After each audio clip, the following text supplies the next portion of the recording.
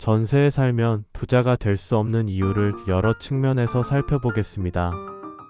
이 글은 전세 제도가 왜 장기적으로 자산 증식에 도움이 되지 않는지, 주식 투자와 비교하여 수익률과 안정성 측면에서 어떤 단점이 있는지, 그리고 특히 신혼부부라면 왜 월세 생활을 고려해야 하는지에 대해 자세하게 설명합니다. 전세 제도는 한번 큰 보증금을 집주인에게 맡기고 일정 기간 동안 거주하는 제도입니다. 이 방식은 월세와 달리 매달 일정한 지출이 없고 단기적으로는 생활비 부담을 줄여주는 장점이 있습니다. 그러나 그 이면에는 심각한 단점이 숨어 있습니다.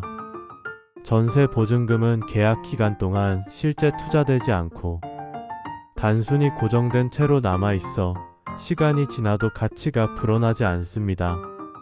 즉, 전세금은 돈이 멈춰있는 상태가 되어 그동안 자산이 복리 효과를 누리며 증식될 기회를 잃게 만드는 것입니다. 주식시장과 비교해보면 주식은 단기적인 가격 변동성은 존재하지만 장기적으로 보았을 때 평균 연 710% 정도의 수익률을 기대할 수 있습니다. 투자 원금이 복리 효과를 통해 증식되면 시간이 지날수록 자산은 점차 커지게 됩니다. 반면 전세 보증금은 아무런 수익률도 제공하지 못하므로 같은 금액을 주식에 투자했을 때 얻을 수 있는 수익과 비교하면 명백히 열세입니다. 예를 들어 전세금 3억 원이 계약 기간 동안 연 5%의 복리 수익을 낼 수 있었다면 단 5년 만에도 7,500만 원 이상의 이익을 기대할 수 있었을 것입니다. 또한 집값은 지난 10년 동안 주요 도시를 중심으로 급격히 상승해 왔습니다. 서울과 같은 대도시에서는 아파트 가격이 2배에서 3배 이상 올랐습니다.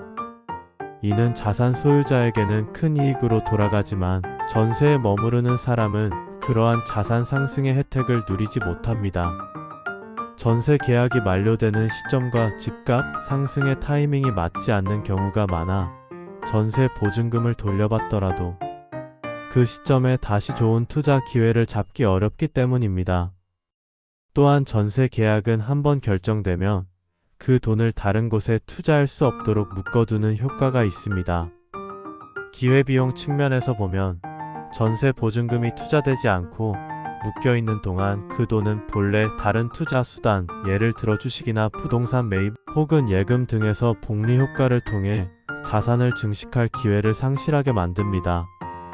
집주인은 전세금을 운용하여 추가 자산을 형성하거나 담보로 대출을 받아 더 큰 투자를 할 수 있는 반면 전세에 머무는 사람은 그 기회를 완전히 놓치게 되는 것입니다. 주식 투자와 전세 생활을 안정성 측면에서 비교하면 주식은 단기적 변동성이 있지만 장기적으로 보면 시장의 평균 수익률을 기대할 수 있고 투자한 원금을 분산 투자나 리스크 관리 기법을 통해 보호할 수 있는 방법들이 마련되어 있습니다. 반면 전세는 한번 결정되면 그 돈이 고정되어 버리므로 외부 경제 상황에 따라 유연하게 대응하기 어렵습니다. 또한 전세 만기 시점에 맞춰 재투자할 수 있는 적절한 기회를 포착하기란 쉽지 않습니다. 특히 신혼부부의 경우 초기 자본이 제한되어 있고 미래에 대한 불확실성이 크기 때문에 전세에 큰 금액을 묶어두는 것은 매우 위험합니다. 남의 시선을 신경 쓰지 말고 단순히 거주 목적을 위해 월세 생활을 선택하는 것이 더 현명할 수 있습니다. 월세 생활을 선택하면 전세 보증금을 투자 자금으로 활용할 수 있고 이를 통해 주식이나 다른 투자 상품에 분산 투자하여 장기적으로 자산을 증식시킬 수 있는 기회를 얻을 수 있습니다. 또한 월세 생활은 초기 부담이 상대적으로 적어 주거 안정성보다는 자산 운용과 투자에 더 집중할 수 있게 해줍니다. 월세를 내면서도 여유 자금을 투자하면 복리 효과를 통해 장기적인 재산 증식이 가능해집니다. 결국 부를 창출하는 것은 단순히 거주 공간을 확보하는 것이 아니라 그 돈을 어떻게 운용하느냐에 달려있는 문제입니다. 요약하자면 전세에 살면 부자가 되기 어려운 이유는 다음과 같습니다. 첫째, 전세 보증금은 계약 기간 동안 투자되지 않고 고정되어 있어 복리 효과를 누릴 수 없습니다. 주식 투자와 같은 다른 투자 수단과 비교하면 전세는 자산 증식의 기회를 완전히 포기하는 것입니다. 둘째, 집값 상승의 혜택은 집을 소유한 사람들에게만 돌아갑니다. 전세에 머무르는 경우 빠르게 상승하는 집값의 이점을 누리지 못하고 기회비용을 발생시킵니다.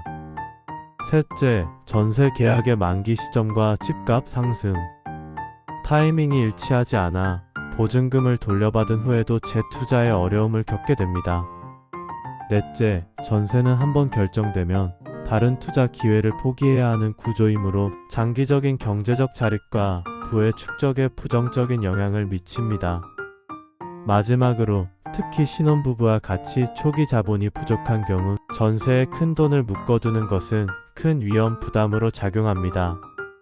남의 시선을 신경 쓰지 말고 거주 목적으로 월세 생활을 선택함으로써 투자 자금을 유동적으로 운영하고 장기적인 자산 증식을 도모하는 것이 더 합리적인 선택입니다. 이러한 이유들을 종합해보면 단순한 주거 안정성을 넘어서 자산 증식과 경제적 자유를 꿈꾸는 이들에게 전세는 오히려 걸림돌이 될 수 있습니다. 자산을 움직여부를 창출하는 방법을 적극적으로 모색하는 것이 결국은 장기적으로 부자가 되는 길임을 기억해야 합니다.